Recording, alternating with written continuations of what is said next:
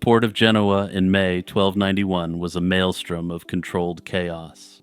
It was the heart of a maritime republic at the zenith of its power, a city whose merchants and sailors were considered the undisputed kings of the seas. Amidst the usual clamor of loading and unloading, a spectacle was unfolding that drew the gaze of hardened sailors and wealthy merchants alike. Two galleys, the Sanctus Antonius and the Allegrancia, were being provisioned not for a routine trip to Alexandria or Constantinople, but for a 10-year journey into the unknown. The contemporary chronicler Jacopo Doria, a man with deep connections to the city's elite, captured the mood perfectly. He recalled that all eyes in the city, from commoners to the wealthy elite, had their eyes on these galleys and the men behind them. At the helm were two certifiable mad lads, the brothers Vandino and Ugolino Vivaldi, who intended to sail out past the Pillars of Hercules and find a sea route to the Indies. To understand the Vivaldi's attempt to get to the other side of the world, one must first understand the allure of spice, and that for European traders, the spice must flow, no matter what. In the 13th century in Europe, commodities like pepper, cinnamon, cloves, and nutmeg were very literally worth more than their weight in gold. They weren't merely flavorings for the bland medieval diet. Rather, they were essential preservatives, key ingredients in medicine, and the ultimate status symbols for the wealthy elite. This lucrative trade was controlled by a long chain of middlemen. Spices traveled from the East Indies along ancient sea and land routes. They passed through the hands of Arab and Venetian merchants who could mark up the price by 1,000% or more before the goods ever reached Genoa. For a maritime power like Genoa, being cut out of the most profitable legs of this journey was a source of constant frustration. The fall of Acre in 1291 turned this frustration into a full-blown crisis. With the traditional routes through the Levant now once again controlled by hostile powers and subject to a papal ban, the Genoese needed an alternative, and they needed one fast. The Vivaldi's stated objective, as recorded by Jacopo Doria, was simple: just sail to the source of the spices. This was a commercial venture at its core, a bold attempt to bypass the old monopolies and establish a direct, Genoese-controlled route to the source of the world's greatest wealth. Notably, this approach had worked before, and Genoa had established trading rights and colonies as far away as the Black Sea earlier in the 1200s. Yet the trip may not have been solely about profit. The presence of two Franciscan friars on board indicates a dual purpose, blending the classic European expansionist motives of God, glory, and gold. The mission was to open new markets for Genoa and win new souls for Christendom, or at least, that's how the brothers had to frame it to achieve maximum patronage for their bold journey. The Vivaldi brothers sailed with a surprisingly modern understanding of the globe's shape, but a profoundly medieval conception of its contents. Contrary to the persistent myth, educated people in the 13th century didn't believe the earth was flat. Since the time of the ancient Greeks, they knew it was a sphere, and scholars had even made reasonably accurate estimates of its circumference. The intellectual challenge wasn't the planet's geometry, but its geography. European cartography at the time was a strange hybrid of the practical and the theological. For navigating the familiar waters of the Mediterranean, sailors relied on remarkably accurate charts, which detailed coastlines, ports, and sailing distances with empirical precision. But for the world beyond, they had the Mappa Mundi. These world maps weren't tools for navigation, but theological diagrams meant to illustrate the history of salvation. They typically placed Jerusalem at the center of a disc-shaped world, with the Garden of Eden to the east of the Holy City. The known continents of Europe, Asia, and Africa were surrounded by an impassable ocean. The unknown peripheries were populated by a terrifying menagerie of monstrous creatures drawn from classical and biblical lore. There were dog-headed men, men with faces on their chests, giants, dragons, and all sorts of creatures which were believed to inhabit these regions. These world maps would place legendary realms, like the kingdom of Prester John, alongside somewhat accurate placements for ports in Arabia or South Asia. And as you can imagine, a multi-year journey that involves relying on Prester John keeping the forces of the dogmen at bay may not be entirely grounded in reality. This reveals a fundamental tension at the heart of their attempt. They were attempting a modern project, the charting of a global trade route, using a medieval intellectual toolkit that blended fact with faith and commerce with mythology. The expedition was a serious, high-stakes venture backed by the pinnacle of Genoese society. The brothers Ugolino and Vadino Vivaldi weren't rogue adventurers, but experienced merchants and navigators from a noble and wealthy family with deep seafaring traditions. Their primary financial backer was Tedisio Doria, a member of one of Genoa's most powerful ruling families. It was Tedisio's nephew, Jacopo Doria, who would ensure the voyage was immortalized in his city's official annals. The two galleys were crewed by approximately 300 sailors and accompanied by the two previously mentioned Franciscan friars. This was an expedition launched from the very center of European maritime power and expertise. For all the expertise of its crew and the wealth of its backers, the expedition's fate was likely sealed before it ever left port. The 13th century galley was the most advanced ship in the Mediterranean, a marvel of naval engineering designed for its specific environment. It was a long, slender, and shallow draft vessel propelled primarily by oars, built for speed and maneuverability in coastal combat and trade. These very characteristics made it disastrously unsuited for the open ocean. These galleys had an extremely low freeboard, meaning their decks were less than 4 feet above the water at their lowest points. While this was fine for the calm Mediterranean, this made them dangerously vulnerable to being swamped by the large rolling swells of the Atlantic Ocean. They also didn't have sails equipped to deal with the strong and unpredictable winds found off the African coast. Their greatest liability, however, was their power source, the massive crew of rowers. A galley could carry up to 150 oarsmen, all of whom required vast quantities of food, and most critically, water. Yet the ship's narrow hull had severely limited space for provisions. A galley could typically carry only about a week's supply of water, forcing it to hug the coastline and put ashore almost every night to rest and resupply.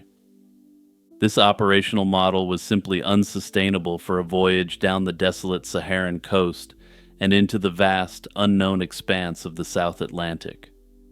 The technology that had given Genoa mastery of its inland sea was precisely the technology that guaranteed its failure in the ocean beyond. The ambition of the Vivaldis had tragically outpaced the capabilities of their engineering. Our only firm, contemporary account of the Vivaldi expedition comes from the annals of Jacopo Doria. For centuries, his chronicle was known only from an incomplete manuscript, leading some historians to doubt the voyage ever happened. But in 1859, a complete copy was discovered, containing the crucial passage that confirmed the story. They made a brief stop in Majorca to take on expert pilots who had sailed in the Atlantic before passing through the Strait of Gibraltar. From there, they sailed south along the coast of Morocco. The last known point of their journey was a place Doria calls Gozora. This was likely not a specific port, but a general region, probably corresponding to Cape Nun. This is a landmark located in present-day southern Morocco that for centuries had been considered a point of no return for both European and North African sailors. After they passed Gozora, Doria writes, quote, "No certain news has been received of them. He ends his entry with a simple, poignant prayer that captures the moment the Vivaldi brothers stepped off the edge of the known world. Quote, "May God watch over them and bring them back safe and sound." The Vivaldis vanished into a void of information, and into that void rushed rumor, speculation, and myth. For over 150 years, their story evolved from a contemporary mystery into a foundational legend of exploration, with each new account adding another layer of fantastical detail. The first whispers of their fate came decades later, driven by the poignant search of Ugolino's own son, Sorleone Vivaldi. He's believed to have traveled as far as Mogadishu in modern-day Somalia, chasing rumors of his lost father. Unfortunately, the credible historical sources are quite light on what he actually accomplished on this trip, but don't worry, we do have an account that involves Sorleone's journey. Around 1350, a semi-fantastical travelogue called the Book of Knowledge, penned by an anonymous Spanish friar, provided the first narrative of what might have happened. The author claims to have learned that one of the galleys was wrecked in the Sea of Guinea, while the other sailed on to a city called Menem in Ethiopia. In Ethiopia, the crew was captured and held captive for a time before eventually being released. The friar even claims to have met Sorleone in an African city called Magdasor during his quest. This account, while geographically confused and intertwined with the popular legend of Prester John, established the core elements of the Vivaldi myth. There was a shipwreck, a capture, and then survival in a distant African kingdom. The most tantalizing and most suspect piece of evidence emerged much later. In 1455, a Genoese explorer named Antonio Usodimare, sailing in the service of Portugal's Prince Henry the Navigator, wrote a letter to his creditors back home. In it, he made an astonishing claim. While trading near the Gambia River in West Africa, he had encountered a man who spoke the Genoese dialect. He claimed to be the last descendant of the survivors of the Vivaldi expedition. Most modern historians, however, view this account with extreme skepticism. His likely intended purpose was to impress his financial backers and elevate the importance of his own discoveries by linking them to a famous Genoese precedent. It's a fascinating story, but it's almost certainly a self-serving fabrication rather than a genuine clue. Despite these colorful legends, the modern scholarly consensus is far more prosaic and tragic. The Vivaldi expedition was almost certainly lost at sea, its end coming not long after it passed Gozora. The combination of the treacherous waters of the Atlantic, the currents off the African coast, and the unsuitability of their galleys for ocean travel created a recipe for disaster. Notably, the wreck of the ships has never been recovered, and given that galleys hug the coast, there's always the possibility that one or both of the ships is found. These ships would be fairly easy to identify because they ultimately went where few, if any, other 13th century galleys had ventured. Ultimately, the voyage of Vandino and Ugolino Vivaldi was nothing short of a catastrophic failure. They didn't reach the Indies, and they didn't return. The Vivaldi brothers stand as tragic but essential pioneers who asked the right question at the wrong time. They simply didn't have the technology to meaningfully pull off the journey. Personally, I have to wonder if the Vivaldi brothers could have known, even in faint outline, the legend of Hanno the Navigator. If you haven't seen my video on him, or you're unfamiliar with the story, he's the Carthaginian who centuries earlier had sailed down Africa's Atlantic flank to the Gulf of Guinea and back. If any rumor of Hanno's voyage was bouncing around Western Mediterranean ports, the idea of a coast-hugging, bold Atlantic run might have lodged in their minds as a precedent. Hey everyone, it's Jimmy, just reminding you to like and subscribe, and also to share this video with your friends and family. Also, don't forget to check out the video podcast, Lazy Chill History, by clicking the link in the description. In a small courtroom in Savigny, France, in the winter of 1457, a judge had delivered his verdict. A sow, the primary defendant, was condemned for the slaying of a 5-year-old boy. Her 6 piglets, her co-accused, were acquitted, and justice, of a sort, had been served. But the story wasn't finished. In the quiet that followed the sentence, the piglet's owner, a farmer named Jehan Bailey, stood before the court. The judge had restored the 6 young animals to him, but on one condition, that he give bail for their future good behavior, which Bailey refused. He formally renounced his ownership of the piglets, declaring that he couldn't be held accountable for any future crimes they might commit. The legally innocent but socially tainted animals were declared vacant property and forfeited to a local noblewoman who was willing to ensure they would behave.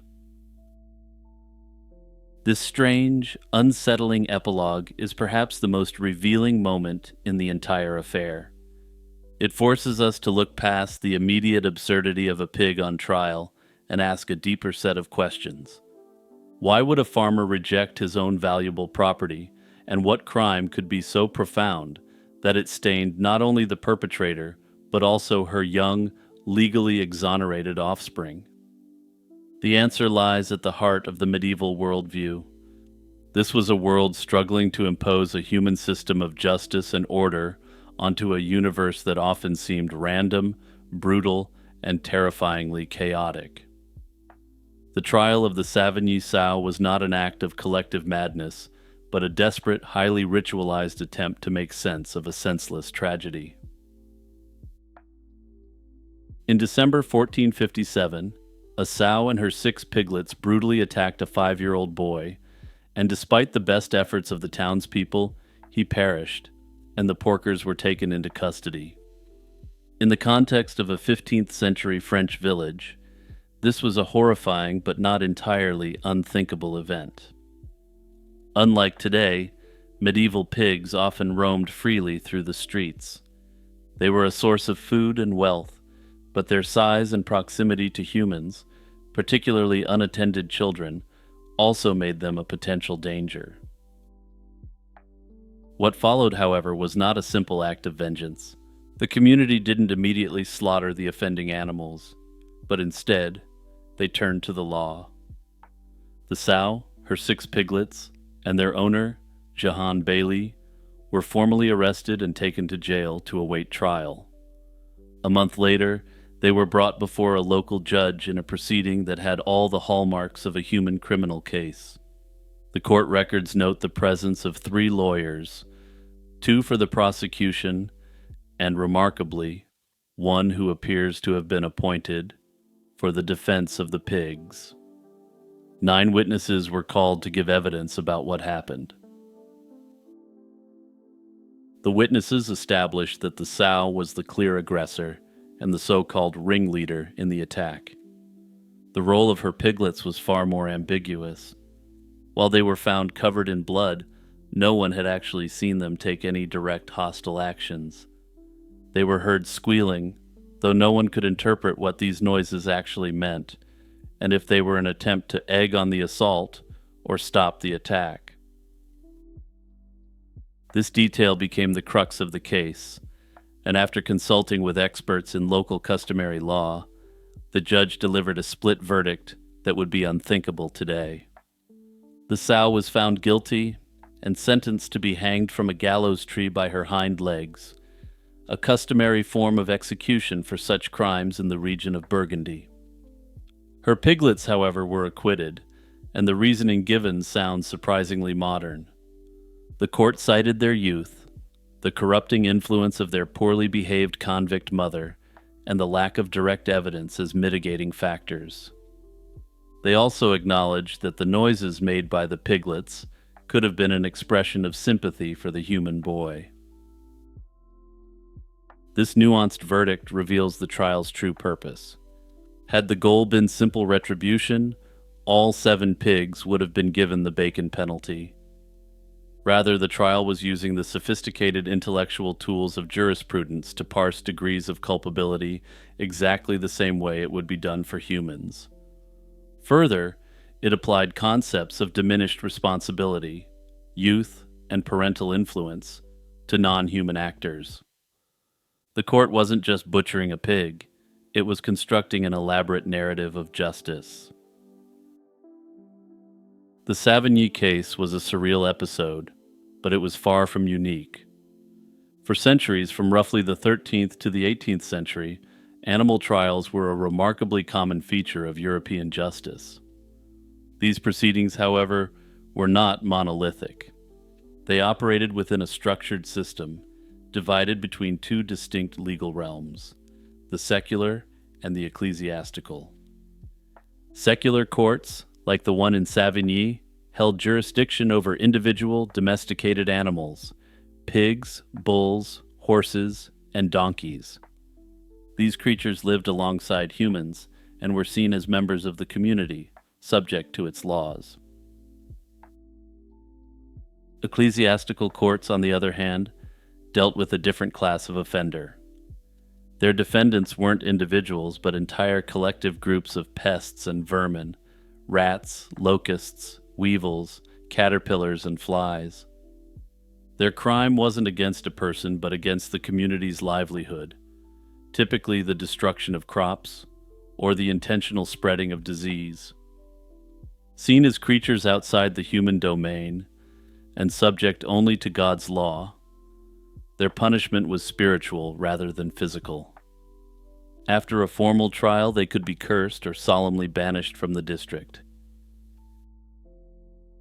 The records of these trials are filled with astonishing cases. In 1522, a brilliant French lawyer by the name of Bartholomew Chassenet made his name defending a group of rats accused of destroying the barley crop of a region. When his clients failed to appear in court, he successfully argued that a single summons was invalid, given his clients were an entire class of animals in a region. When a second summons was issued from every pulpit, and the rats still failed to appear, Chassenet made his masterstroke. He argued that his clients couldn't be compelled to attend, as the journey was fraught with peril due to the presence of cats in the region. Since the court was unable or unwilling to remove all cats from the region and guarantee his client's safe passage, the case was dismissed. While the official records don't recount how Bartholomew Chassenet was paid for his work, I personally like to assume he had a lifetime supply of cheese morsels. In a more bizarre and sinister case in 1750, a female donkey was accused of quote-unquote unnatural behavior with a human male. But the townspeople, including the parish priest, came to her defense, signing a certificate attesting to her virtuous character and gentle nature. The court was moved, and while the man was eliminated, the donkey was acquitted on the grounds that she was a victim of violence, not a willing participant in the crime. But let's get back to the medieval pig trial for a second. To the modern mind, we necessarily have to question why a medieval society would go through the trouble of giving a pig its day in court before hanging it. The answer isn't simple. It lies in a confluence of theological, philosophical, and social anxieties that shaped the medieval world. No single explanation suffices, but together they reveal a society desperate to find meaning in a world that often provided none. The most foundational explanation is theological: the need to restore a divinely ordained cosmic order. Medieval society was built upon the concept of the great chain of being, a rigid hierarchy descending from God down through angels, humanity, animals, and plants. In this worldview, a pig acting out aggressively to a human wasn't just a tragedy. It was a complete metaphysical crisis and a violent subversion of God's plan. The trial was a public ritual designed to symbolically reassert the proper order, to demonstrate human dominion over the animal kingdom and restore the universe to its rightful balance. This was complicated, however, by an ambiguous understanding of the animal soul. Drawing on Aristotle, theologians like Thomas Aquinas argued that animals possessed a sensitive soul for instinct, but lacked the rational soul that gave humans moral culpability. In this view, an animal could not truly form criminal intent. Yet popular folklore and the daily experience of living with animals led many ordinary people to attribute to them a degree of reason and will. This ambiguity created a legal gray area, and the court could proceed as if the animal were a rational agent. In essence, everyone agreed to put aside the thorny theological issue about whether animals possessed free will, and just treat them like they did. After all, in a world where people interacted with animals all the time, everyone knew that even animals of the same species had wildly different temperaments. On a more pragmatic level, the trial served as a powerful sociological tool. The public butchery of a sow, attended by other farmers with their own pigs, was a terrifying and unforgettable public service announcement. It was a warning aimed squarely at the human owners: control your animals, or the state will, and you will bear the catastrophic economic loss. Notably, it's unclear if any pigs themselves were brought to the hanging, though under the logic of the time, it's a distinct possibility that unruly swine were brought to be scared straight. Naturally, the next logical question is why these practices ceased. The practice of trying animals faded with the dawn of the Enlightenment, first in metropolitan areas, but gradually spreading out over all of Europe. During this period, animals were reduced to a machine-like status by philosophers. Unlike theologians, who had to accept that animals at least had some semblance of a soul, Enlightenment thinkers viewed them as completely unthinking. Animals had no moral agency whatsoever, and so the courtroom doors closed to beastly defendants. Interestingly, centuries later, we're now exiting the era of animals as unthinking automatons. For example, gray parrots have been noted to have human-like levels of consciousness, and potentially even a very rudimentary sense of morality. Under our ever-evolving understanding of animal intelligence, it's possible that we will one day see the medieval approach to animal justice as humane, and our own time as barbaric.